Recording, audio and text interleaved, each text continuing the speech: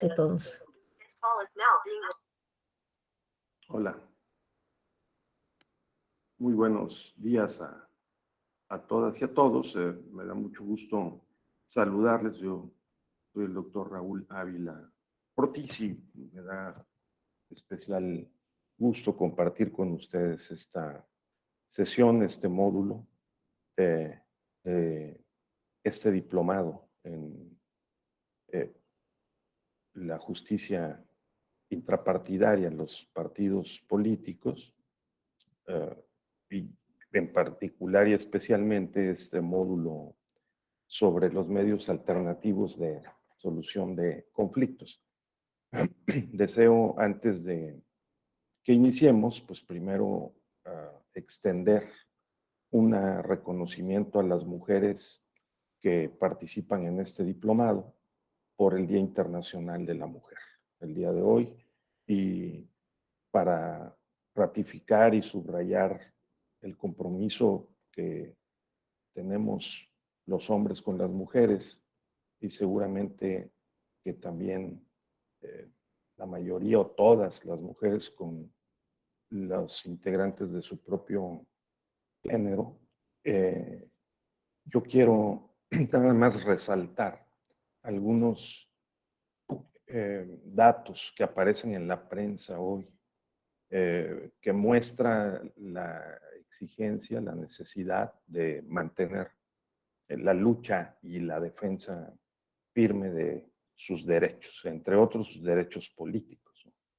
Y si ustedes me permiten, pues sí creo que es notorio que en el periódico Reforma, por ejemplo, hay un cuadro con las condiciones de rezago que han, por un lado, las mujeres aumentado su presencia en la demografía. Fíjense ustedes que de 63.7 millones hace 2 años, ahora hay 65.5 millones de mujeres en nuestro país, de 2018 a 2020.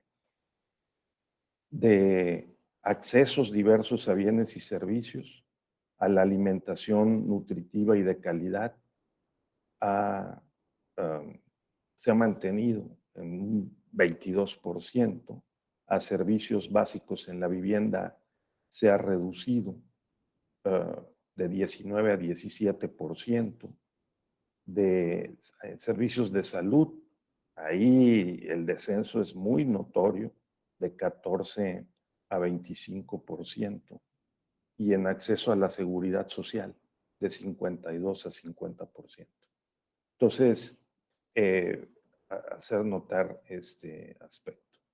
Ya sabemos que en el ámbito electoral las mujeres son mayoría en el padrón en la electoral de nuestro país y que sin embargo para la participación política sufren diversos o se enfrentan a diversos tipos de limitaciones y obstáculos, ¿no?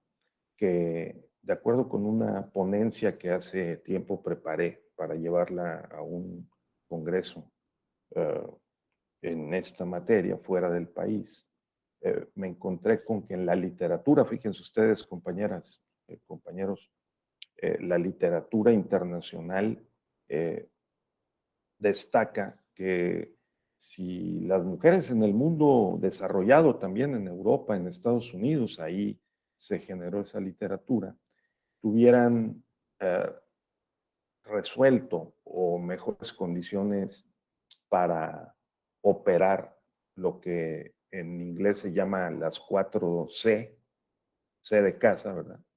Entonces las circunstancias cambiarían radicalmente. Les voy a decir, una es la uh, cash, o sea, el dinero. Esa es la primera C, ¿no? Si hubiera una mejor distribución de los recursos y una mayor igualdad real en el acceso a esos recursos, que en inglés pues, lo enfocan en los recursos financieros o cash, entonces la relación con los hombres sería distinta. La segunda es child care, el cuidado de los niños. Si hubiera una mejor distribución de los tiempos para el cuidado de los niños y de las cargas, entonces las cosas serían diferentes. También la capacitación, en este caso la capacitación para el liderazgo, para la participación en la política, pues las cosas serían diferentes. Y finalmente la cuarta C, que es la cultura, en sentido amplio, el acceso a la educación y a la lectura y a la posibilidad de tener más elementos para comprender, operar y participar en los procesos sociales y políticos, las cosas serían diferentes. Entonces, he querido comenzar esta mañana esta sesión haciendo notar en el Día Internacional de la Mujer, pues que tenemos mucho por hacer. Yo antes pensaba que, o llegué a pensar en algún momento que no era tan impactante el mantener en el calendario un día como este, porque pensaba que lo que había que hacer era trabajar coherente y consistentemente todos los días, ¿no? Hombres y mujeres, para tratar de allanar o modificar en nuestra vida cotidiana y de la familia al Estado, los sindicatos, las empresas o las escuelas, estas desproporciones y desigualdades estructurales históricas, pero pienso que es y sigue siendo relevante el mantener estos impactos, y además globales. Bien, eso es lo que quería mencionar. No sé, al respecto, ¿alguien de ustedes quiere hacer alguna expresión? Podemos dedicar unos minutos con toda, con todo gusto a este tema, por si alguien quisiera hacer alguna mención, por favor. Bien, si no es así, entonces vamos a ver lo que tenemos para esta sesión. Esta sesión y la de mañana corresponden a los medios alternativos de solución de conflictos en el marco del diplomado que ya mencioné. Entonces, vamos a desarrollar un outline que he preparado, una guía de exposición para mantener la, eh, eh, para mantener el orden, la secuencia, y de esta manera podamos pues tener una secuencia cierta, ¿verdad? Entonces, eh, vamos a, vamos a proyectarla aquí y vamos a ver. Bien, entonces,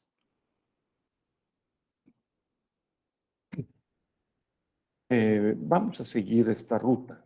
Voy a hacer una breve introducción para destacar eh, algo que pasa inadvertido. Normalmente revisamos los conceptos directos sobre partidos políticos, justicia electoral, el Estado constitucional democrático de derecho, la perspectiva de género, la perspectiva intercultural, la perspectiva en favor de los jóvenes, pero no nos detenemos a revisar esto, que son los conflictos, porque la justicia electoral se dedica, como los medios alternativos de solución de controversias o de conflictos, a resolver conflictos.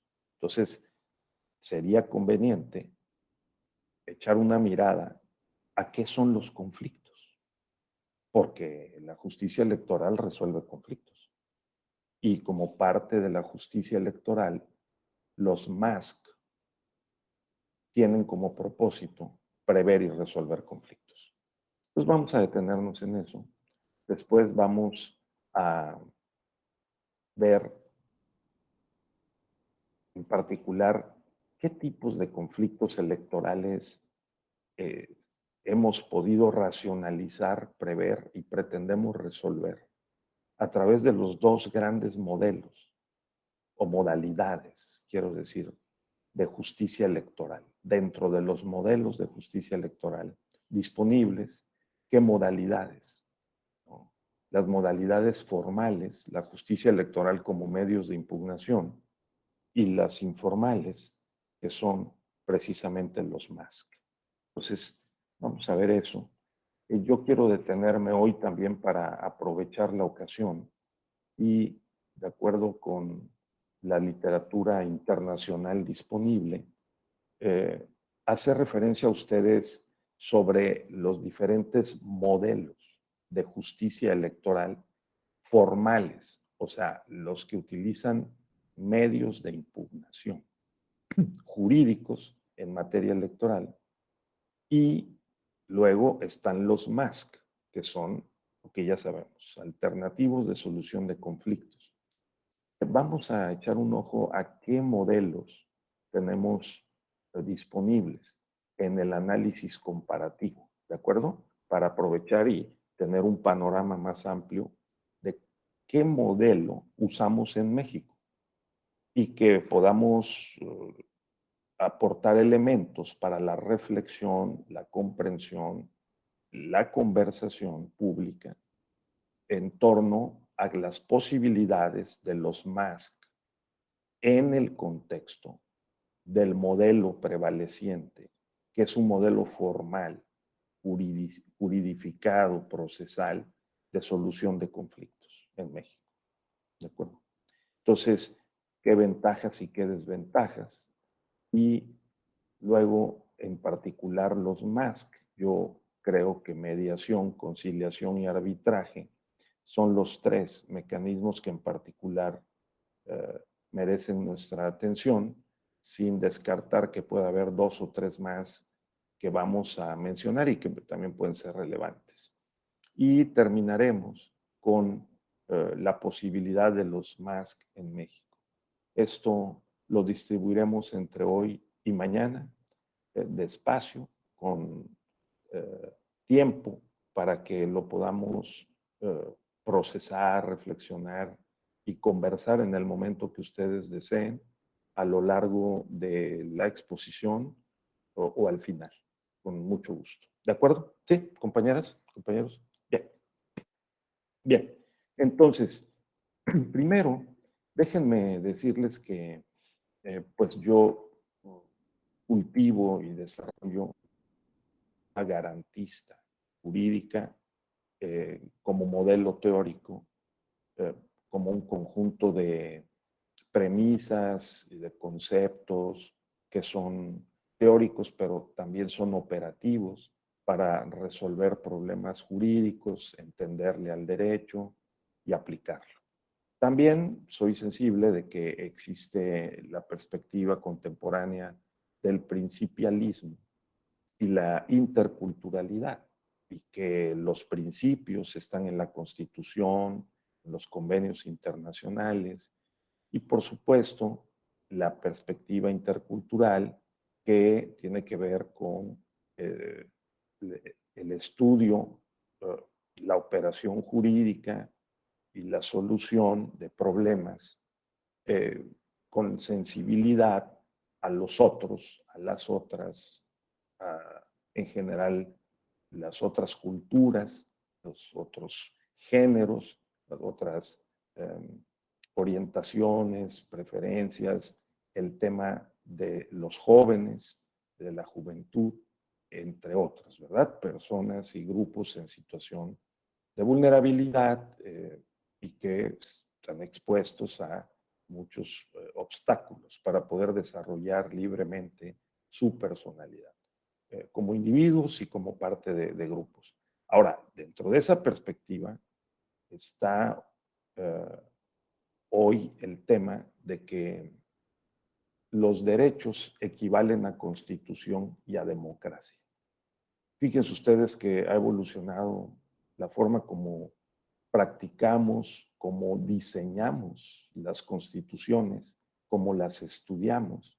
Y hoy podemos sostener que al menos en el mundo occidental, en México, y con esta perspectiva intercultural, la Constitución equivale a derechos fundamentales y como nosotros la entendemos, solo puede tener lugar en un régimen político democrático. ¿Por qué? Porque la Constitución, no solo en México, sino en la mayoría de los países del mundo occidental y también en otras regiones, eh, en el oriente y en el sur, en el gran sur, en los países del sur, eh, sostienen que los derechos fundamentales son la principal justificación de las constituciones. Y si las constituciones eh, expresan la organización política y jurídica de la sociedad, ¿sí? En un formato democrático, o sea, división de poderes, equilibrio de poderes, justicia constitucional, formas de eh, promover, proteger y garantizar los derechos y reparar sus violaciones en el caso de que estas se den. Entonces tenemos el esquema muy claro. El esquema es que eh, la justificación del Estado constitucional son los derechos. Ahora, en el Estado de Derecho constitucional ideal, tendríamos que tener todos asegurados un mínimo vital y la posibilidad de que las condiciones para desarrollar nuestros planes de vida o el principio de libre desarrollo de la personalidad fueran cada vez más propicios. La labor del Estado, cuando nosotros diseñamos, participamos, validamos con nuestro voto y con nuestras opiniones, deliberaciones, participación, ese esquema de organización política y jurídica que es el Estado constitucional, lo que nosotros tenemos en mente, la intención es que haya condiciones igualitarias y también paritarias y entre culturas e integrantes de las diversas culturas dentro de un mismo país, las condiciones para poder ejercer adecuadamente nuestros derechos político-electorales. Entonces, si tenemos eh, vigente el principio de supremacía constitucional y los derechos son eh, la base de la justificación de las constituciones en un esquema democrático, porque de otra manera no podría justificarse, entonces derechos, constitución y democracia son prácticamente lo mismo. ¿De acuerdo? Esa es una primera reflexión. La segunda es que lo que hemos inventado los seres pensantes para poder vivir en sociedad con más o menos condiciones pacíficas, que nos cuesta mucho trabajo, es el concepto de garantías. Tenemos que garantizar los derechos y los garantizamos escribiéndolos en los textos constitucionales legales. Ese es un primer nivel de garantía. Se le llaman garantías primarias y luego colocamos garantías secundarias. Las garantías secundarias las hemos construido en el curso de la civilización y se llaman poder ejecutivo, poder legislativo, poder judicial, órganos constitucionales autónomos. En México han cobrado el nombre para efectos de derechos político-electorales de Instituto Nacional Electoral, Tribunal Electoral del Poder Judicial de la Federación o Fiscalía Especializada en Delitos Electorales. Esas son garantías secundarias. Si alguien quiere hacerle un comentario, porque no alcanzo a ver por la pantalla, con mucho gusto. Adelante. ¿Sí? No, muy bien. Gracias. Entonces, las garantías son primarias y son secundarias. Y tenemos garantías secundarias porque hemos acordado que, pues, se pueden denunciar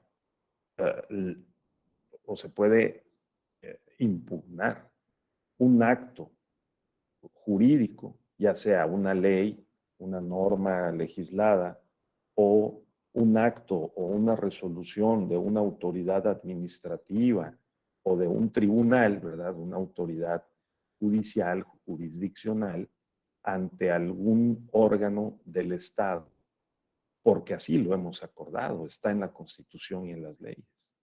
Entonces, esas garantías secundarias nos permiten también tener medios de defensa para reivindicar los derechos fundamentales. ¿Cuáles son los derechos fundamentales? Pues son los derechos imprescriptibles, universales, y que no se pueden negociar, que no se pueden vender ni comprar y que pertenecen a la naturaleza intrínseca de las personas como seres dignos que somos y dotados de moralidad, ¿verdad? Privada y pública, y esa dignidad humana, por ser seres humanos, pensantes, sensibles, es la que recubren las garantías primarias y secundarias de los derechos. Entonces, la diferencia entre un derecho humano que sea fundamental o que no sea fundamental es que los derechos humanos no fundamentales pueden ser negociados porque son derechos patrimoniales. Pero los derechos de libertad, los derechos de igualdad o de participación política no son negociables. Si alguien escribe en un contrato que cede su libertad a cambio de un trabajo, esa cláusula es nula. Y en materia de derechos político-electorales, que están en el artículo 29 de la Constitución, si ustedes los leen, uno de los tipos de derechos que no se pueden suspender en ningún caso ni con la pandemia, ¿no? O con una guerra, son los derechos político-electorales. Entonces son derechos fundamentales, ¿de acuerdo? Bien, la justicia electoral es un mecanismo que hemos diseñado los seres pensantes para poder, en el marco del Estado constitucional, que es la organización político-jurídica de la sociedad, defender, proteger, gestionar, tutelar nuestros derechos en caso de que hayan sido violados. ¿Sí? La justicia electoral tiene varios significados, ¿sí? Pero en su sentido más amplio, lo que convencionalmente se entiende por justicia electoral es que se trata de un conjunto de medios de impugnación, de procedimientos, para garantizar que todo acto, que toda resolución que se dé en el marco del proceso electoral se ajuste a lo previsto en el derecho, que sea coherente en forma y fondo. Los actos y las resoluciones de las autoridades electorales. Y lo hemos extendido a los actos y las resoluciones que tienen lugar dentro de los partidos políticos, ¿verdad? En la vida interna partidaria. Porque hemos aparte recubierto en el último medio siglo, 70 años de la Declaración Universal de los Derechos Humanos a la fecha, hemos recubierto nuestra vida social y política con un conjunto de normas internacionales, que son los tratados, las convenciones, los pactos y demás normatividad para proteger o bien restaurar el goce de los derechos electorales, su ejercicio. Así que todas las personas y los ciudadanos tenemos tutelados, primero, vamos a decir, titularizados los derechos porque somos titulares de ellos. Y tenemos un conjunto de mecanismos jurídicos para hacerlos valer. Así que en una primera aproximación, la justicia electoral equivale en el contexto mexicano y en general en el contexto internacional de otros países a esos mecanismos o medios jurídicos para defender, garantizar, tutelar, reivindicar, restaurar los derechos político-electorales en este caso, ¿sí? ¿Cuáles son esos derechos político-electorales? Pues lo sabemos, me parece suficiente. El derecho a votar, a ser votado, a asociarse con fines políticos, los ciudadanos del país correspondiente, en este caso México, a acceder a los cargos, a ejercer esos cargos, a también eventualmente revocar el mandato para el cargo, ¿sí? Y además el acceso, el ejercicio y la revocación del mandato para el cargo sin violencia y particularmente sin violencia de género. Entonces, estos derechos forman parte, como también el derecho de acceso a la información pública o la protección de los datos personales, que son derechos transversales, del conjunto de intereses relevantes que hemos acordado que tenemos los seres humanos, las personas, en el Estado constitucional, en este caso en México. Entonces, el sistema de medios de impugnación en materia electoral que está plasmado en los artículos 41 y 99 de la Constitución, que enuncian el artículo 41, habrá un sistema integral de medios de impugnación en materia electoral que estará sujeto, entre otros, al principio de definitividad, o sea, de las etapas procesales, que cada etapa procesal del proceso electoral se va abriendo y se va cerrando. Hay 4 etapas del proceso electoral: la etapa preparatoria, la jornada electoral, los resultados y finalmente las constancias que se otorgan al ganador y que se consolidan con las sentencias que dictan los tribunales electorales revisando la idoneidad, la integridad electoral y eh, eh, digamos, la validez de estas constancias.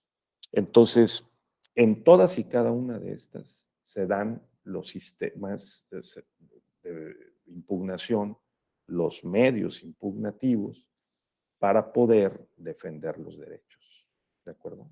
En la etapa preparatoria, en la jornada, o en relación con los resultados y las constancias. Y en los periodos en que no hay proceso electoral, entre un proceso y otro, también están disponibles los recursos o medios de impugnación de carácter jurídico para resolver los conflictos electorales.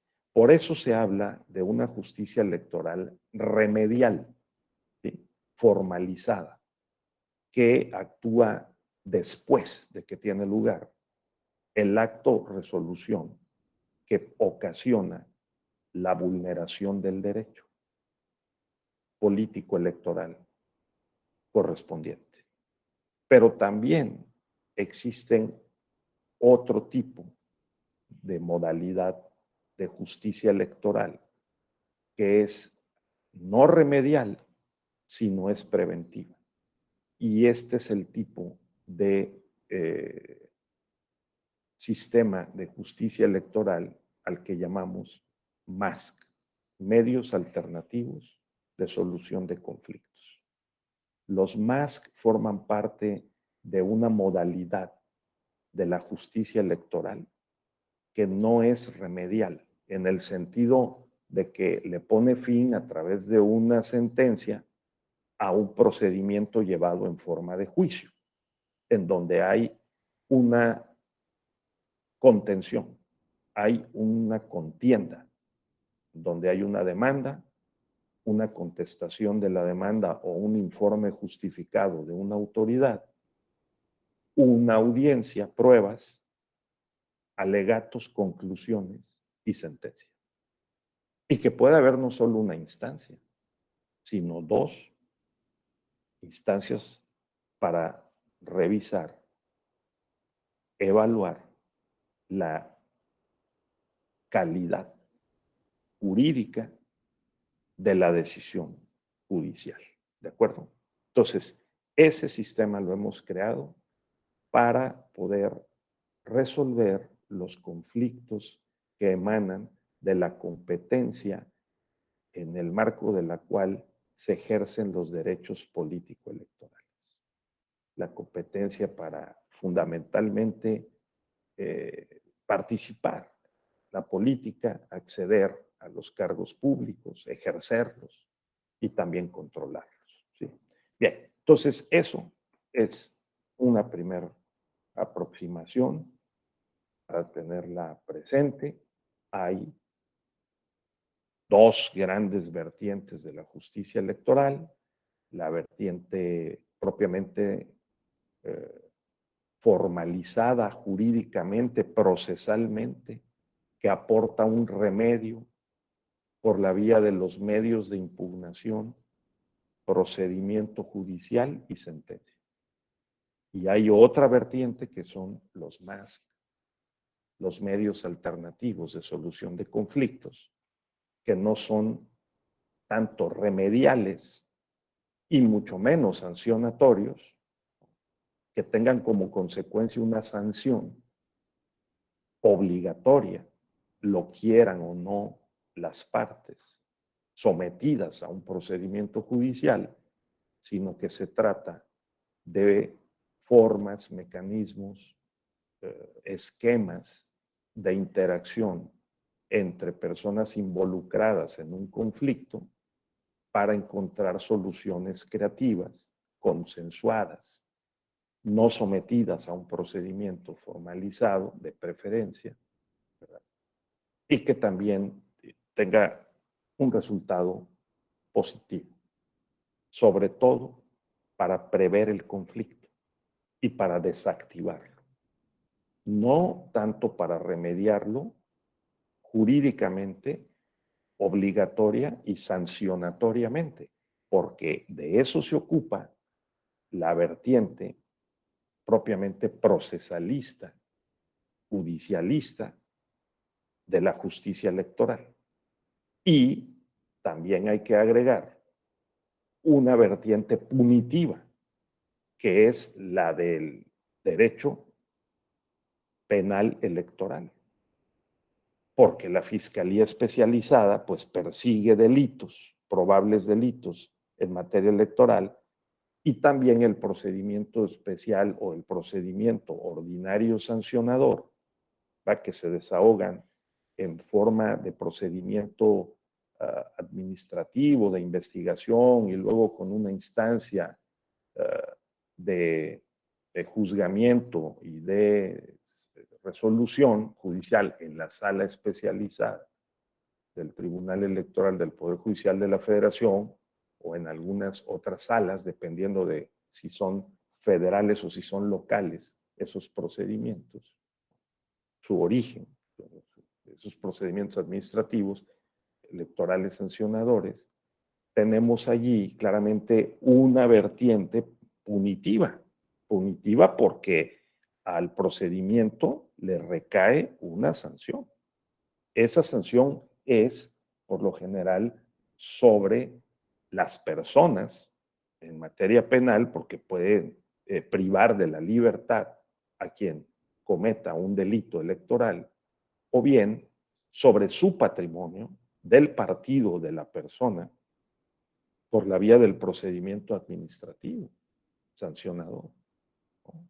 Mientras que en el ámbito del sistema de medios de impugnación en materia electoral, procesalista, remedial, sancionatorio, el objeto de la sanción es el acto jurídico de que se trate y sus efectos. O sea, se destruye el acto jurídico.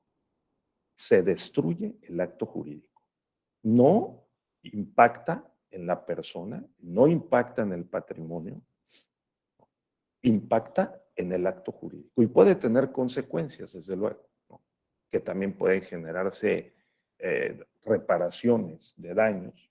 Claramente en el caso de la violencia política en contra de las mujeres, pues también el derecho electoral y la justicia electoral prevé una reparación del daño y la no repetición de esos actos, pues que son ilícitos, son antijurídicos. ¿De acuerdo? Entonces tengamos en mente este esquema porque la discusión sobre la posibilidad de los medios alternativos de solución de conflictos en México debe darse considerando esta institucionalidad que hemos construido a lo largo de los últimos 25, 30 años, ¿no? De que los medios de impugnación en materia electoral, la justicia electoral, es formalizada en forma de juicio y remedial sancionatoria. ¿De acuerdo? Eso es, ¿verdad, Ivonne? Entonces, porque la otra posibilidad es por el contrario, es informal, no es en forma de juicio, no, de preferencia no es remedial y mucho menos sancionatoria, ¿no? Es todo lo contrario. Entonces, tengámoslo en mente. Detengo aquí esta primera parte y les pregunto si tienen ustedes algún comentario, alguna reflexión o alguna pregunta. No. Todo claro. ¿Está muy bien? Ok. 3 dimensiones, ¿de acuerdo? La justicia electoral formalizada, remedial, adversarial y con resolución obligatoria. La justicia electoral punitiva, incluso penal o administrativa sancionatoria. Y la justicia electoral preventiva, más o menos informal, flexible y no remedial en el sentido de que no desemboca en una sentencia de cumplimiento obligatorio, que son los medios alternativos de solución de conflictos. De acuerdo, muy bien, tengamos el método, está sencillo, ¿no? Es un triángulo. El triángulo tiene 3 puntas, 3 ángulos, y en cada ángulo está una de las dimensiones del sistema de justicia electoral. Correcto. Ahora, el punto nodal, central, es que ese sistema no funciona si no hay conflictos. No tiene razón de ser si no hay conflictos. Entonces tenemos que ver pues, un concepto, los tipos, los elementos, los rasgos fundamentales de un conflicto en general y de un conflicto electoral en particular. Porque, repito que sin esas interacciones que conducen a los conflictos, la justicia electoral en cualquiera de sus 3 ángulos o dimensiones no tiene sentido.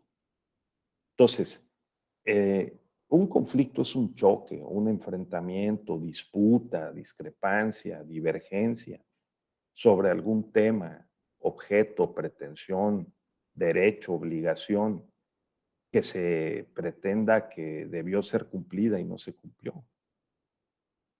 También es entendido como un proceso entre personas que interactúan, que se comunican entre ellas y con otros actores. En materia electoral, hacia adentro de los partidos, pues la interacción es desde luego muy intensa, tanto porque se busca que el partido compita y logre sus objetivos, que son esencialmente, ojo con esto, trasladar el mandato ciudadano a las normas jurídicas y a las políticas públicas.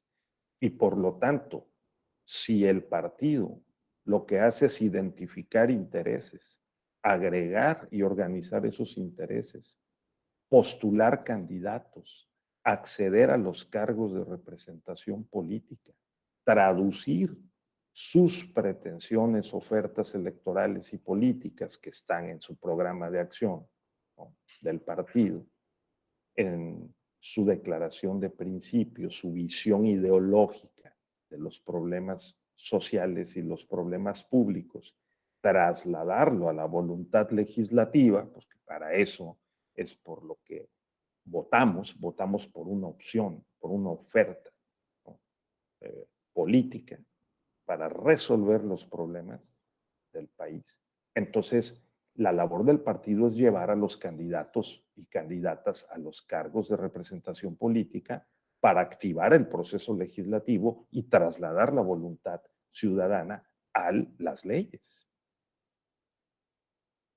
Por una parte, y por la otra, que el Poder Ejecutivo se encargue de ejecutar las políticas públicas coherentes con esa voluntad ciudadana trasladada al proceso legislativo y a las normas generales, abstractas e impersonales, conocidas como ley, ¿no? Para poder cumplir con la voluntad ciudadana. Esa es la idea. Y en esa interacción, pues se dan muchos conflictos entre partidos, porque se disputan un recurso que es muy valioso y que es el poder.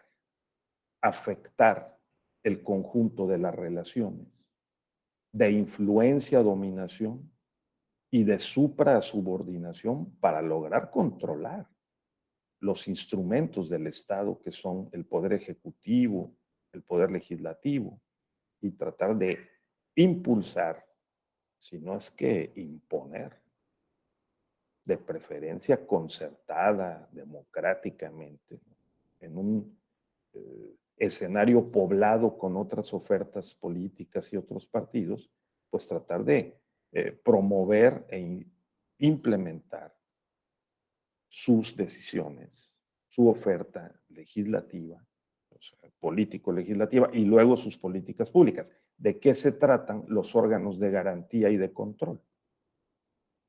Los órganos de garantía, que son los órganos constitucionales autónomos, el INE, el INAI, ¿no?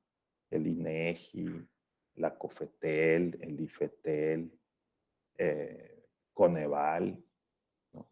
El Banco de México, cada uno en su rama, de lo que tratan es de proteger, vigilar, asegurar que la acción política de los partidos trasladada en legislación y en políticas públicas no lesione los derechos fundamentales, porque los derechos fundamentales son intocables, forman parte de una esfera que no se debe tocar, porque hemos acordado que esos derechos fundamentales, entre otros los de votar, ser votado, asociarse, afiliarse, desafiliarse, acceder a la información pública, proteger los datos, acceder al cargo público, ejercerlo, controlarlo, en materia político-electoral, son derechos fundamentales, porque los consideramos inherentes a la naturaleza humana de seres pensantes y sintientes,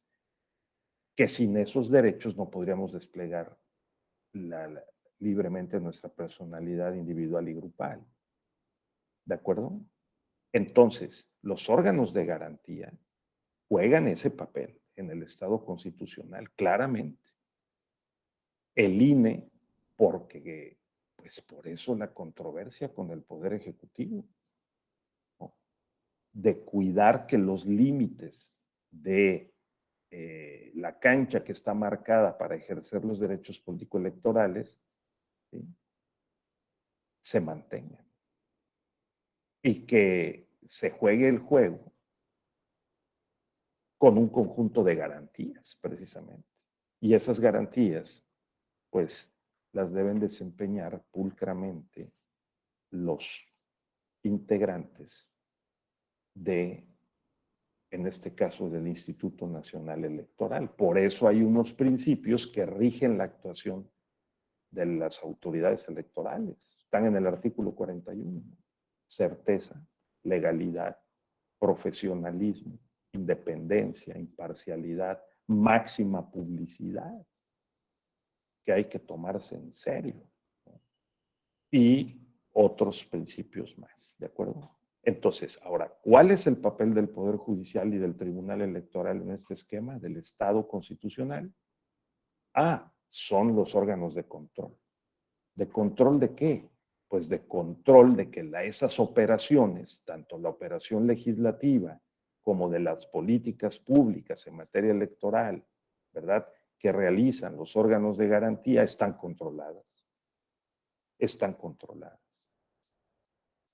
Y podemos, a través de los medios impugnativos, acudir a los órganos de control, o sea, En primera instancia, el propio Instituto Nacional Electoral, recurso de revisión. Segundo lugar, el Tribunal Electoral, apelación, juicio de revisión constitucional en materia electoral, juicio de la ciudadanía, juicio de inconformidad, recurso de reconsideración, juicio electoral, todo el sistema de medios procesales de impugnación. ¿De acuerdo? Son medios para controlar, asegurar la legalidad y la constitucionalidad, ahora también la convencionalidad de actos o resoluciones de los órganos de garantía, como el INE, que operan contrapesando a los órganos políticos como son el Ejecutivo y el Legislativo. Entonces, este es el concierto de la división de poderes y la interacción que se da entre estos poderes y órganos en el Estado constitucional. Los partidos políticos, por supuesto. Los partidos políticos son el motor político electoral del Estado constitucional, porque propulsan que los ciudadanos participen en el Estado constitucional. O sea, la ciudadanía en sí misma es valiosa, pero la ciudadanía con mejores partidos es todavía mejor. Debería ser. Partidos políticos que por lo tanto deben hacia su interior revisar. Y los ciudadanos, militantes y partizantes que participan en los partidos también demandar que se revisen y que se actualicen sus formas de trabajo y de cooperación interna, porque la interacción genera conflictos. Entonces, se compite dentro del partido por posicionar un grupo o posicionar la preferencia, ¿no? Dentro del esquema o de las coordenadas ideológicas del partido, y eso genera naturalmente controversias. Entonces, queremos alcanzar el fin de influir en el conjunto de las relaciones políticas para tratar de promover y de implementar nuestras preferencias, ¿no? Políticas, la forma como vemos el mundo, ideológicas, las formas operativas, qué método seguir para poder mejorar las condiciones de vida, ¿no?, de nuestros semejantes. Pues eso es lo que hace el partido. El partido tiene que estudiar, el partido tiene que provocar el debate, el diálogo, la articulación con la sociedad, la suma y el agregado de intereses similares para llevarlos e irlos canalizando rumbo al Estado. Obviamente no lo hace solo. Confluyen diversos factores, entre otros los medios de comunicación, las redes sociales, ¿no?, las organizaciones diversas de que se conforma un partido. Y en medio de todo esto, pues se generan conflictos. Entonces, ¿cómo resolverlos, no? Ese es el punto. Tal vez tendríamos que tener primero un diagnóstico de cuáles son los tipos de conflictos que se presentan hacia adentro y hacia afuera de un partido, de tal manera que podamos acomodar la solución. Esto es importantísimo. Y este tipo de investigación es la que menos tenemos. Requerimos diagnósticos actualizados del tipo de conflictos que se generan en la vida político-electoral para también determinar si la solución de la vertiente 1, la vertiente 2 o la vertiente 3 de la justicia electoral son las más pertinentes. Si estamos bien con una justicia formalizada, procesalizada, juridificada, jurisdiccionalizada, o hay que fortalecer la vertiente punitiva, penal y administrativa sancionadora, o más bien la vertiente preventiva, conciliatoria, consensual, ¿no?, que prevé los conflictos y los desactiva. Ahí tenemos las tres, digamos, grandes posibilidades. Bien, el conflicto, según algunos, puede ser incluso positivo, ¿eh? No es que el conflicto deba ser visto todo el tiempo con una perspectiva negativa. No, el conflicto es connatural a las relaciones humanas. interpersonales y grupales. Hacia dentro de un partido, pues el conflicto es de lo más natural, porque de lo que se está tratando es de competir por imponer o de influir, vamos, para no usar la fea palabra de imponer, para influir en las relaciones de dominio, de dominación, ¿verdad? Y colocar en condiciones viables nuestras propuestas.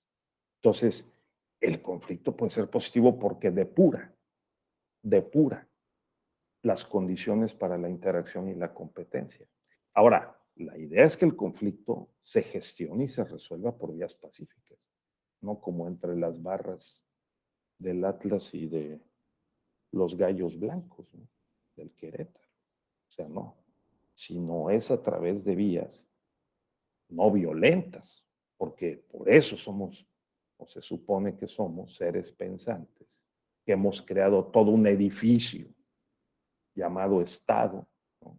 Y toda una serie de medios, recursos de primera y segunda y hasta tercera instancia o de revisión en el amparo o el juicio para la protección de la ciudadanía. Y ahora estamos buscando si los medios alternativos de solución de conflictos pueden ser una opción, ¿no? Para, digamos, gestionar el conflicto de manera pacífica. Esa es la idea. Entonces, eh, tenerlo presente sugiero yo. Ustedes pueden encontrar amplia literatura para ver qué tipos de conflictos, ¿no? Que pueden ser por su impacto, constructivos o destructivos. Hay algunos conflictos reales, hay otros creados artificialmente. Yo lo he visto en materia electoral. Vamos a presentar la queja para ganar tiempo. Son conflictos que no tienen una correspondencia real con lo que está pasando, pero presentemos la demanda porque así ganamos tiempo y contra el adversario dentro o fuera del partido y mientras tanto negociamos, ¿no? Presionamos, afectamos la correlación de fuerzas, ¿no? Hay un libro que se lo recomiendo mucho que se llama Cortejando la democracia. Cortejando la democracia. Y que es llevando a la corte los conflictos electorales. Eso quiere decir, ¿no? Cortejando la democracia. Escrito por Todd Eisenstadt, un destacado politólogo estadounidense que vino a México hace 20 años y que documentó cómo muchos de los conflictos, o varios, o algunos, de los conflictos que se judicializan en el Tribunal Electoral son artificiales, porque forman parte de la estrategia de campaña para calumniar, ¿no? Es decir, para afectar la imagen y enredar al adversario. ¿De acuerdo? Entonces hay conflictos que son reales, hay conflictos que son artificialmente creados o construidos. Conflictos de todo tipo. A nosotros nos interesan en todo caso los conflictos político-electorales, que en este caso pueden darse adentro de los partidos, pueden darse fuera de los partidos, en la interacción de la vida interna partidaria, y en donde los partidos son muy celosos naturalmente de su autonomía y autodeterminación, y les cuesta mucho trabajo que un tribunal o una autoridad electoral externa ingresen a la esfera de su vida interna, ¿no? Y les impongan una solución al conflicto. Cuesta mucho trabajo, todavía, aunque nos hemos acostumbrado más. En el entendido de que los conflictos internos partidarios, fíjense ustedes, genera el 80% de los expedientes que resuelve el Tribunal Electoral del Poder Judicial de la Federación. Este dato es de la mayor importancia, relevancia. El 80% aproximadamente de los expedientes que resuelven todas las salas, que son 6, ¿no? 5 regionales más la especializada, más la sala superior del Tribunal Electoral del Poder Judicial de la Federación, 7 salas, proceden de conflictos que se generan al interior de los partidos políticos. Entonces, este módulo de este diplomado es para reflexionar, porque es el corazón del conflicto sí, jurídico electoral de la vida interna de los partidos y la posibilidad de que la tercera vertiente del triángulo, ¿no?, que hemos descrito de la justicia electoral tenga una oportunidad a ver cómo funcionan los medios alternativos de solución de conflictos, a ver si en promedio los entre 10,000 y 15,000 asuntos anuales que resuelve el Tribunal Electoral del Poder Judicial de la Federación pueden reducirse. Pueden reducirse. No, porque la interacción interna y externa de los partidos con la justicia electoral es muy intensa. Muy intensa. Bien, los conflictos pueden ser simples, pueden ser complejos, los hemos visto. No es lo mismo que a un militante no le reconozcan su afiliación al partido o se la cancelen, podría ser un conflicto simple, a que le nieguen la validez de una elección interna para alcanzar la candidatura. Justo ahora estamos ingresando en el periodo intercampañas, en los 6 procesos electorales locales que desembocarán en la jornada electoral del 5 de junio para elegir a las gubernaturas de otras tantas entidades federativas, ¿verdad?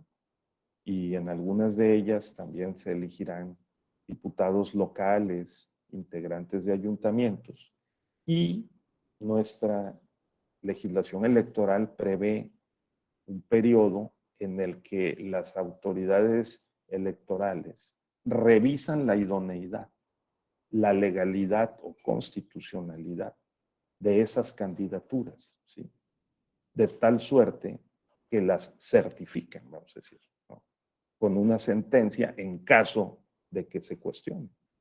Y una vez consolidada la candidatura, comienza la campaña.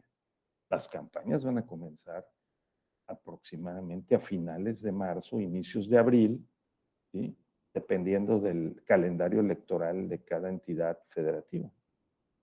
Y vean ustedes cómo tenemos formalmente pues establecidos estos periodos para que opere la justicia electoral judicializada. Porque quien no esté de acuerdo, como ya vemos que hay varios sujetos políticos que no están de acuerdo con la forma como se ha elegido al precandidato o candidato de su partido político a esas gubernaturas o a las presidencias municipales o a los congresos locales, pues activarán el sistema de medios de impugnación. Algunos ya lo han venido haciendo al interior de los partidos, ¿no? Entonces, eso. Luego, pues la temporalidad, pues ¿por qué? Hay conflictos que ya están programados, como estos, por ejemplo. Ya se sabe que la interacción en el periodo de intercampañas va a llevar a presentar los medios de impugnación para revisar la integridad, ¿sí?, legalidad, constitucionalidad, convencionalidad de los actos o las resoluciones dictadas por los partidos en relación con los y las ciudadanas que pretendieron alcanzar las candidaturas. Ahora, hay conflictos que emergen de manera imprevista, coyuntural.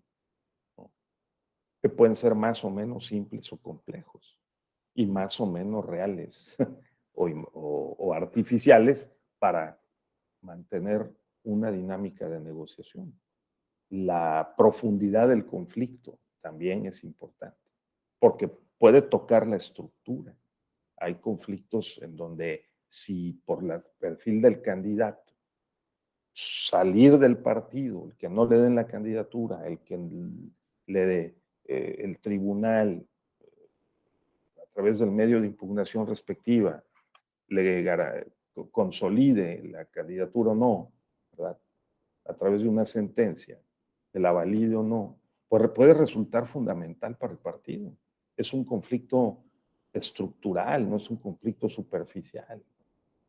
Entonces, pues sobre la naturaleza de los estatutos de un partido también.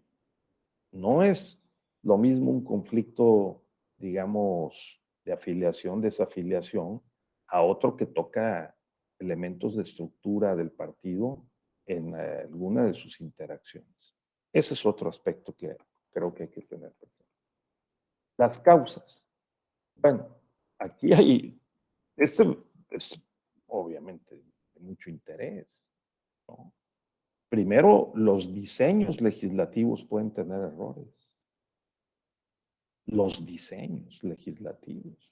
Por ejemplo, el legislador hace 25 años, cuando comenzó esta nueva etapa del país a la que llamamos transición democrática y alternancia política en el poder, 1996, pues nunca pensó en definir en qué consistía que un partido fuera democrático.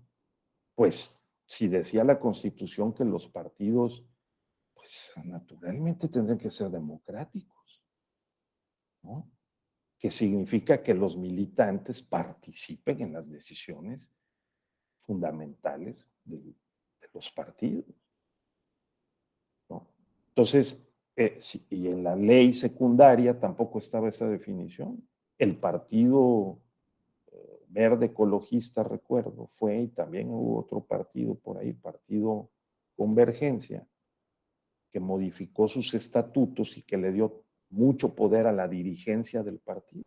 Obviamente se generó un conflicto, porque los militantes que participaban en el partido dijeron, oye, un momento, estás trasladando la capacidad de afectar las relaciones de dominación hacia adentro del partido, el rumbo del partido, las decisiones principales del partido, a la dirigencia, al comité ejecutivo y en particular al presidente del partido.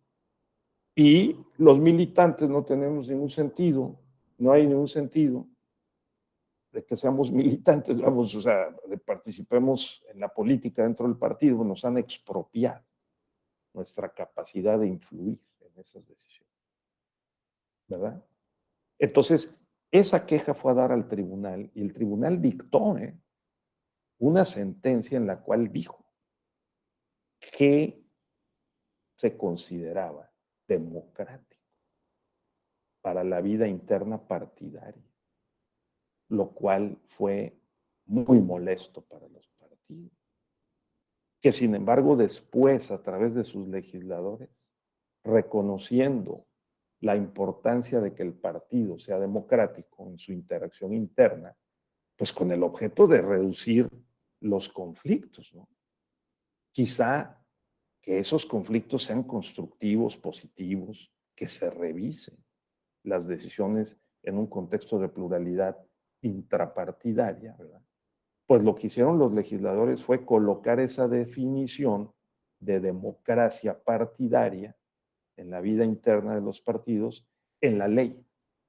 Ahí está en la ley. Ustedes revisen en la Ley General de Instituciones, Procedimientos e Instituciones Electorales y ahí dice, un partido se considerará democrático si en sus estatutos tienen lo siguiente. Y ahí dice, entre otras, pues que tenga la garantía para los derechos de los militantes, que las decisiones principales las tome la asamblea, no el presidente. Lo cual, de todas maneras, aunque lo diga la ley, no es tan sencillo, ¿no? porque en los hechos ocurren otros o se presentan otros factores que concurren para que sea o no sea así. Entonces, eso hay que tenerlo presente. ¿Sí? Un error en el diseño, una laguna, una falta de algún elemento, ¿no? Eso. Luego también la discordancia de intereses, porque pues la posición, alcanzar la candidatura, pues es bien relevante. Permítame un segundito, por favor. Permítame un segundito.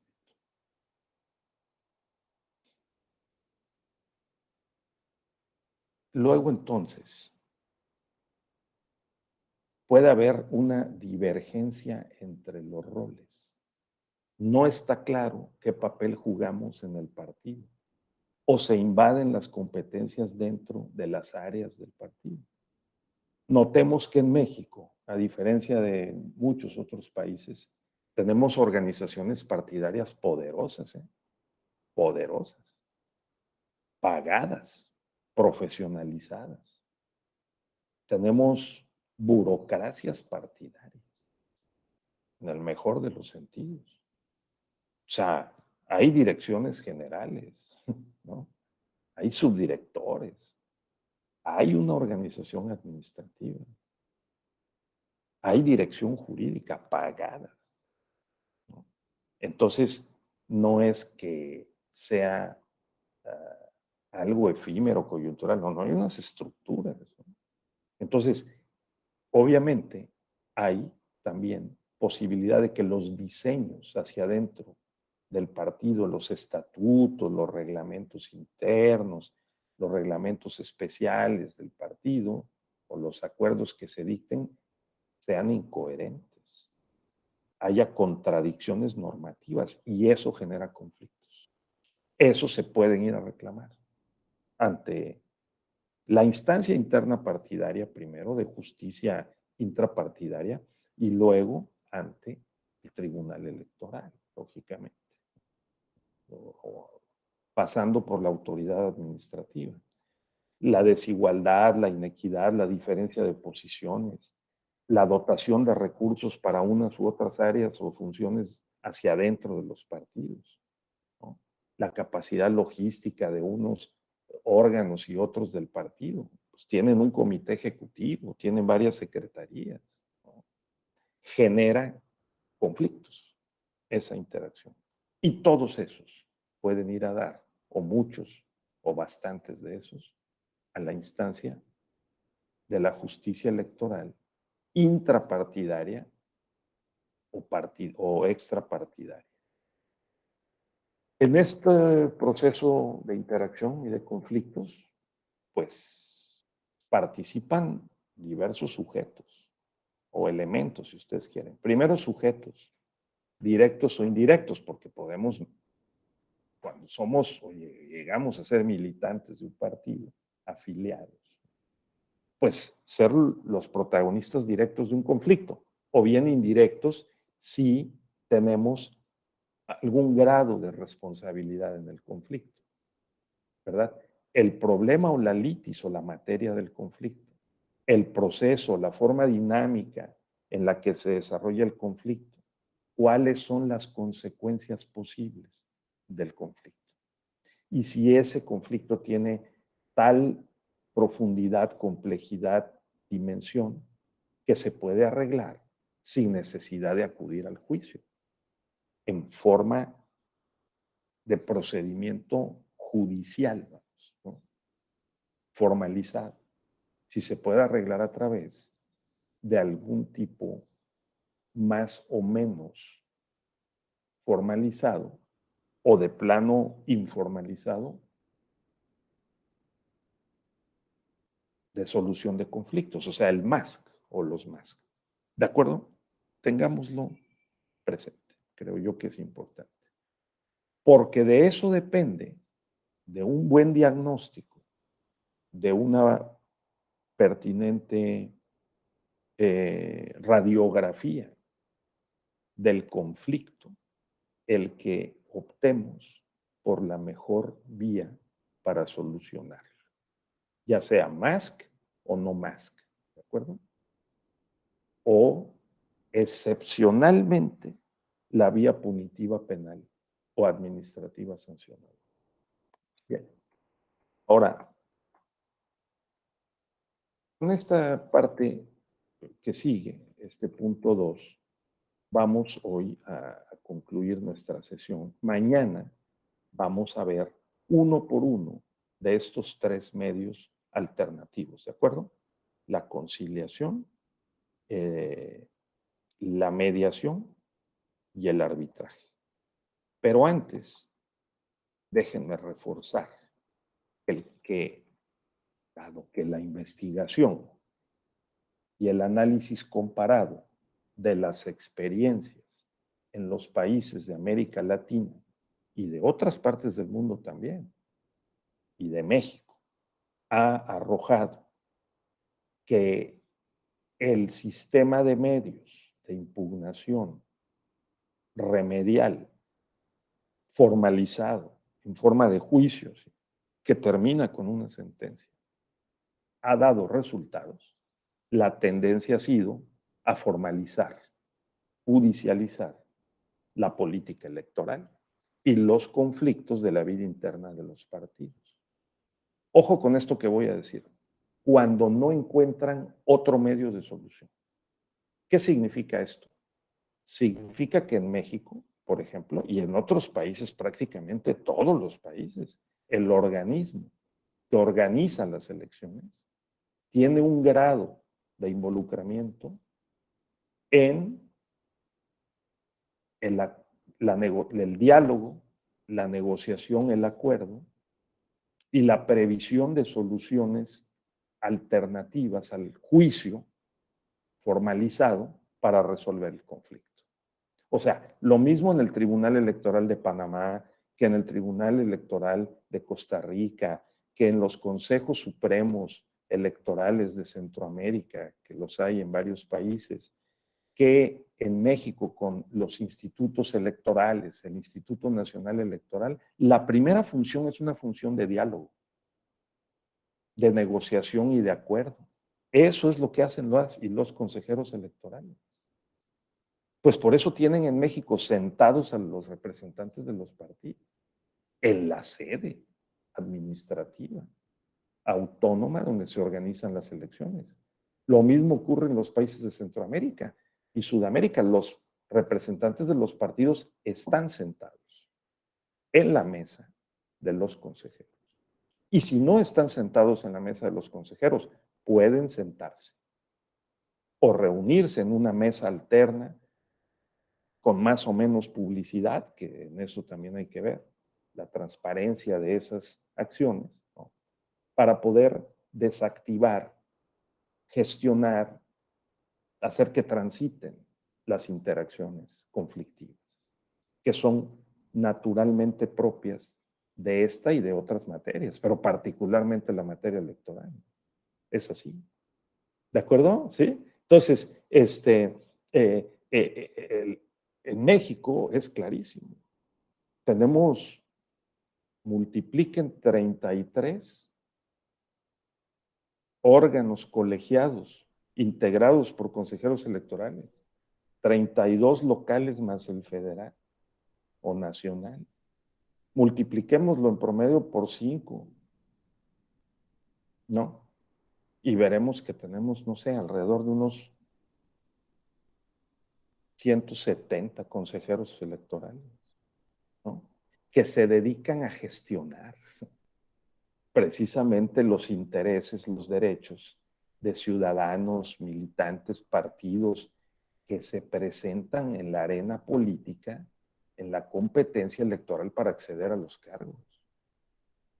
Y para eso se manejan pues todo un conjunto de instrumentos que van desde el Registro Federal de Electores hasta el registro de los partidos políticos, las prerrogativas, los recursos, la interacción conflictiva necesariamente, que no nos debe de asustar porque la idea es que ocurra, es parte de la naturaleza de la política. La idea es que funcionen estos sistemas de gestión de los intereses conflictivos, ¿no? y que si no funciona la labor preventiva, mediadora, vamos a decir, de acuerdos, ¿no? Que gestionan los consejeros electorales con los partidos, entonces se acuda a la sala superior, al tribunal electoral, en última instancia, ¿no? Entonces, pero aquí una evaluación interesante es si sí funciona el sistema, porque si funciona, entonces que siga adelante. Hasta ahora la tendencia es que sí funciona. Y un primer planteamiento es que los MASC funcionen como complementarios al sistema judicializado de solución de conflictos electorales. Ahora, veamos que los tipos de conflictos, que son sobre todo de militantes versus dirigencias hacia adentro de los partidos, ¿no? Si se puede resolver por vías, como se les llama, autocompositivas, o sea, que los propios partidos contengan y operen un mecanismo de solución de conflictos hacia adentro del partido, pues muy bien. Pero si no, entonces debe estar disponible, porque también es algo en lo que creemos, la posibilidad de la justicia electoral con un tribunal, con magistraturas, jueces o independientes, imparciales, que juzguen el caso conforme con la Constitución, las convenciones internacionales y las leyes. Pero en la historia, que con esto quiero encaminarme hacia la parte final de la sesión de hoy, en la historia moderna de los estados constitucionales, ¿sí?, y de la tutela, de la gestión y tutela de los derechos políticos, ha habido por lo menos 4 grandes modelos, además de los MASC, ¿sí? 4 modelos de justicia electoral, ¿no?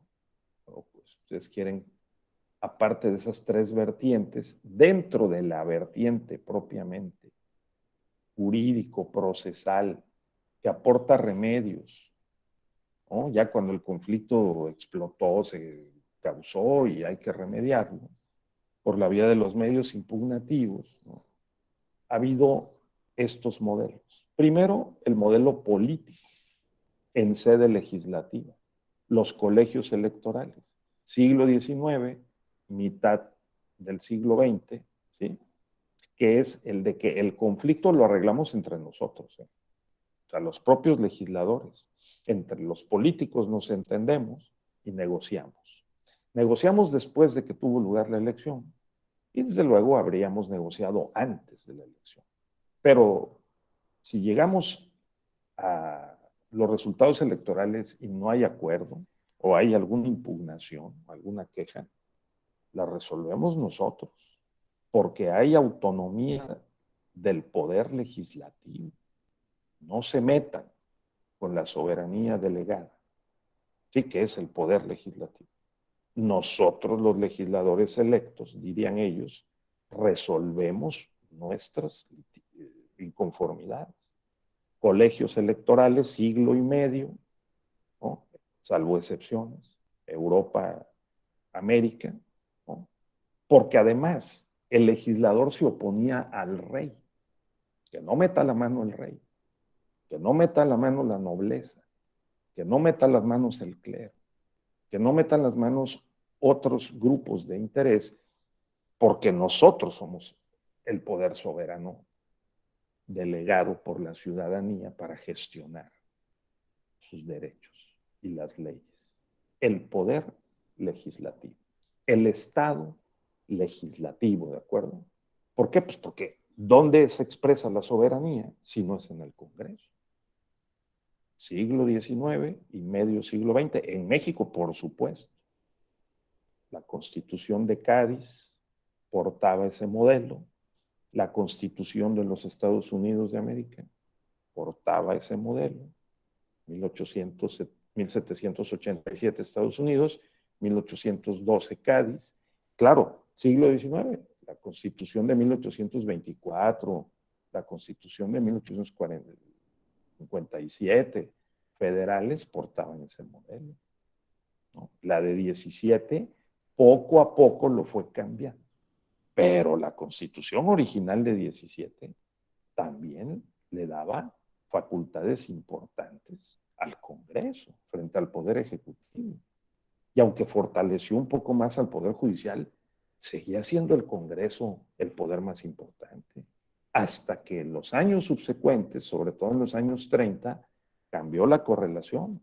Todo el poder al presidente, que sea capaz de controlar al Congreso, de conducir al Estado hacia sus fines revolucionarios, que están en la Constitución, y el Poder Judicial también tiene que ser una función. Era un departamento, como se decía entonces, no un poder. La sociedad crece, la sociedad se vuelve más crítica, la sociedad mexicana más compleja, más conflictiva.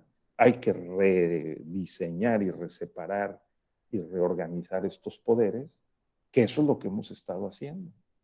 ¿Cómo reorganizamos el sistema de gestión de derechos y de intereses para poderlos canalizar y brindar una respuesta que evite el conflicto, ¿no? Sobre todo el conflicto violento, pues, ¿no? Porque ya quedamos que las interacciones en el Estado democrático son conflictivas. Eso pues, es así, es parte de la propia naturaleza de las relaciones humanas y sociales. Pero bueno, este modelo del colegio electoral nosotros lo dejamos atrás entre 1990 y 1996.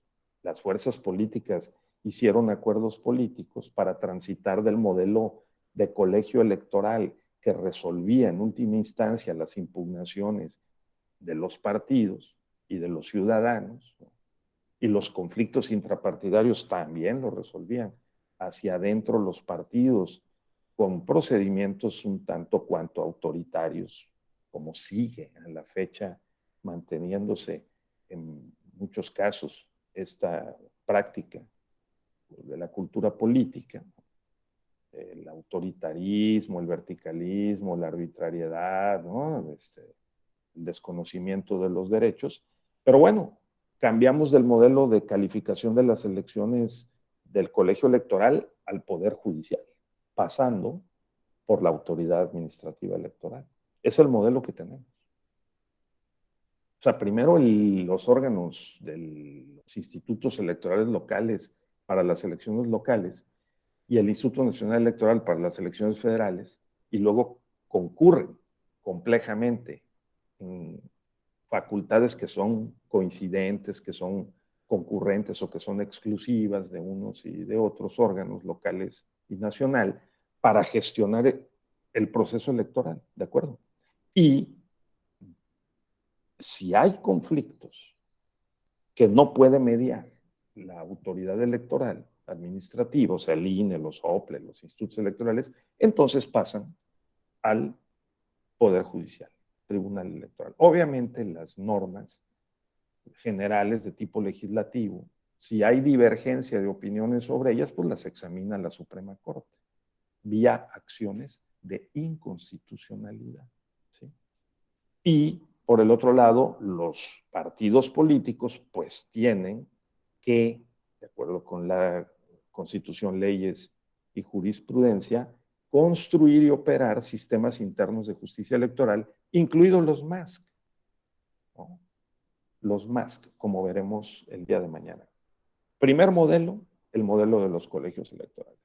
Segundo modelo, el modelo político-jurídico en sede administrativa. En América Central y en algunos países de Sudamérica, fíjense ustedes, el órgano que administra y organiza las elecciones resuelve los conflictos.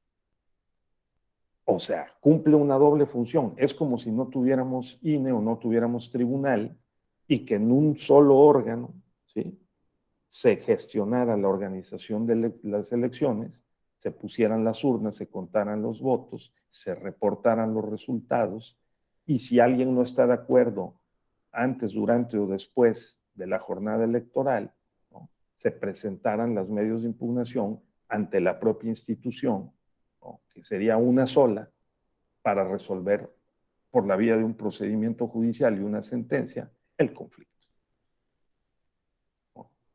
Entonces, ¿tiene sus ventajas y desventajas ese modelo? Sí, desde luego. ¿Es fuertemente politizado? Sí. ¿Es menos judicializado en términos de lo que nosotros entendemos que es la función de un juez separado del contexto político, que mantenga un grado razonable de distancia respecto de ese contexto, aunque afecte con sus decisiones ese contexto? Pues sí. Y que los partidos políticos puedan llevar en última instancia o en una instancia segunda, ¿no?, sus conflictos ante esas autoridades externas al partido, pues también, que son sobre todo una instancia administrativa judicial. Eso existe en Guatemala, existe en El Salvador, ¿sí? Existe, pues, incluso en Nicaragua, con todas sus desviaciones autoritarias, ¿no? Pero también existe en Uruguay, que es la democracia de calidad número 1 en América Latina. Un solo órgano que organiza las elecciones y resuelve los conflictos. Claro, encima de esos órganos está el Poder Judicial, la Corte Constitucional, la Sala de lo Constitucional, que revisa presuntas violaciones a derechos fundamentales en el procedimiento administrativo de organización de las elecciones y de solución de los conflictos judicializados. ¿De acuerdo? Ahora, hacia adentro de los partidos, pues por supuesto. Yo sugiero estudiar, si a alguno de ustedes les interesa en particular, el caso de Uruguay. Uruguay tiene más de 100 años de historia de partidos políticos. Chile tiene más de 100 años de historia de partidos políticos, ¿no? Por eso son de las democracias de mayor calidad en América Latina y han resistido feroces dictaduras militares, porque sus partidos políticos fueron formados en la tradición europea de partidos políticos.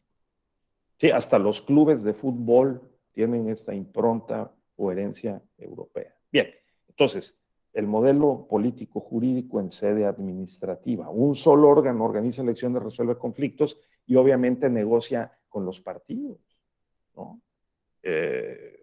Los partidos hacia adentro pues pueden tener, como lo tienen en Uruguay o en Chile, sus propios mecanismos internos.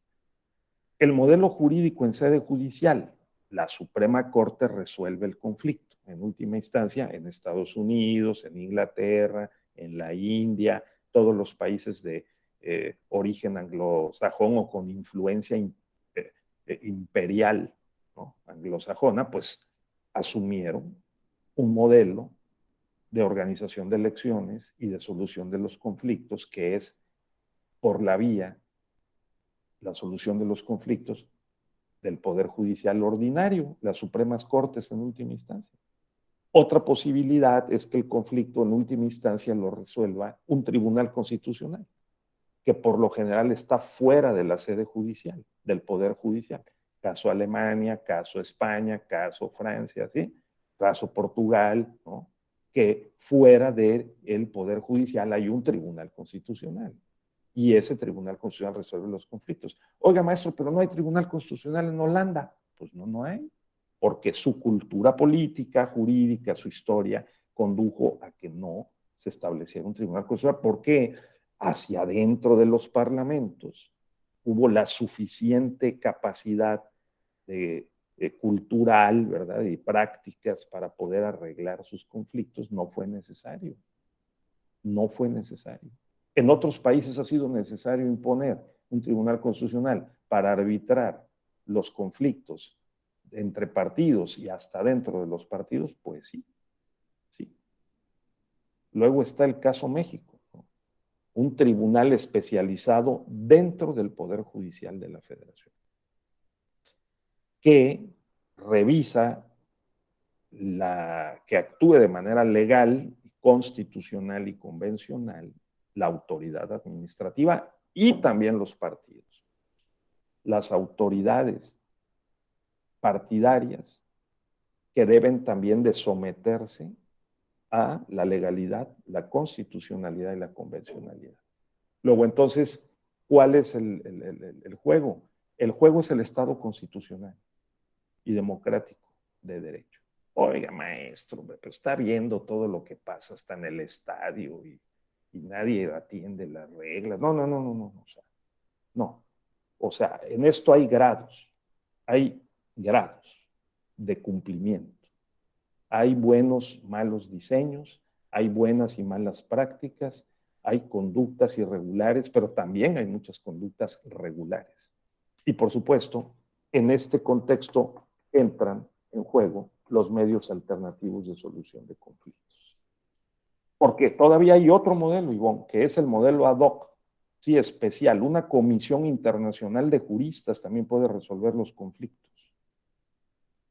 Una comisión internacional de juristas, como ha ocurrido en Sudáfrica en 1994, que ahí se pusieron en juego varias estrategias para poder mediar y resolver el conflicto. No había tribunal electoral, comisión internacional de juristas. Y finalmente,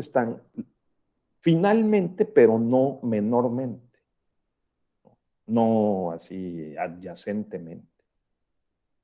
Yo diría que crecientemente, el interés por los medios alternativos de solución de conflictos o controversias electorales. Entonces, tenerlo presente, la negociación, la mediación, el arbitraje, ¿no? Posibilidades alternas, como se dice, su propio nombre lo dice, ¿no? Bien, tienen ventajas y desventajas. Las veremos mañana, yo creo que ya ha sido suficiente, ¿verdad? Esta letanía, discurso que he presentado esta mañana, y creo que es el momento de que me detenga, ¿no? Y que ustedes, si tienen algún comentario hasta acá, alguna reflexión o pregunta, por favor, no se detengan para presentarla. Por favor, Carla Ivonne, Zetanamá. Buenos días, doctor. Buenos días a todas y a todos. Me gustaría hacerle una pregunta. Atendiendo a la interesante distinción que nos explicó respecto de los conflictos intrapartidarios y extrapartidarios, las acciones tuitivas de intereses difusos de los partidos pueden ejercerse en estos dos tipos de conflictos. Esa sería mi pregunta. Gracias. Sí, sí, cómo no. Yo creo que sí, intrapartidaria y extrapartidariamente. Porque, ¿qué significa esa expresión técnica que ha enunciado Ivonne de, ¿no?, acciones tuitivas? O sea, que, digamos, el beneficio de una resolución o de una solución en favor de un sujeto o de una persona o de un militante puede beneficiar a otros, ¿verdad?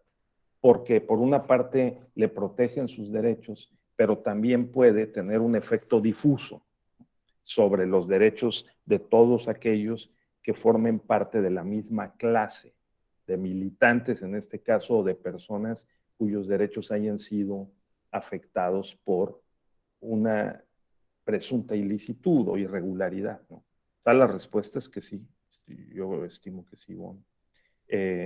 Entonces, sí, aquí lo importante, creo yo, es tener muy presente que si decidimos participar en un partido político, como se titula este diplomado, ¿no?, Partidos Políticos y Justicia Electoral Intrapartidaria, es que vamos cargados con un conjunto de derechos y de garantías. Y desde luego no se cumplen de manera automática. No, porque la vida interna partidaria es dura, es cruda, es difícil, hay contextos, culturas, prácticas, ¿no? Pero también hay garantías. Y ahora podemos hasta accionar el juicio de la ciudadanía hacia afuera del partido por vía digital, con la firma electrónica podemos abrir la llave, abrir la puerta del sistema electrónico digital de la justicia electoral y presentamos la demanda y llevamos todo el juicio desde nuestra casa. ¿Sí? Ahora, lo mismo esperamos que ocurra entre los partidos. El presidente del tribunal, Reyes Rodríguez, esta administración está impulsando el concepto de justicia abierta y de integridad electoral, ¿no? Precisamente para que también se invite a los partidos políticos a que avancen en la instalación de plataformas digitales que permita gestionar de una manera más práctica los conflictos intrapartidarios, ¿no? Eso es bien interesante, porque si no lo hacen, pues entonces también tenemos ahí una limitación en términos de medios tecnológicos, logísticos, para el ejercicio de los derechos y su defensa, ¿sí? Entonces, es interesante eso. Y mañana veremos cómo esto tiene una historia. Los anglosajones, con su sentido práctico, pragmático, ¿no? De hacer un análisis económico de sus dinámicas, interacciones para ver cómo pueden ahorrar tiempo, dinero, esfuerzo, ¿no? Y poder aumentar en lo posible, porque también tienen sus problemas, ¿no? El bienestar a la población, pues han creado una serie de fórmulas con un derecho mucho más ágil, procedimientos más rápidos, y los MASC son eso. Los medios alternativos de solución de conflictos son un sistema, vamos a decir, o un régimen jurídico y de prácticas, ¿no?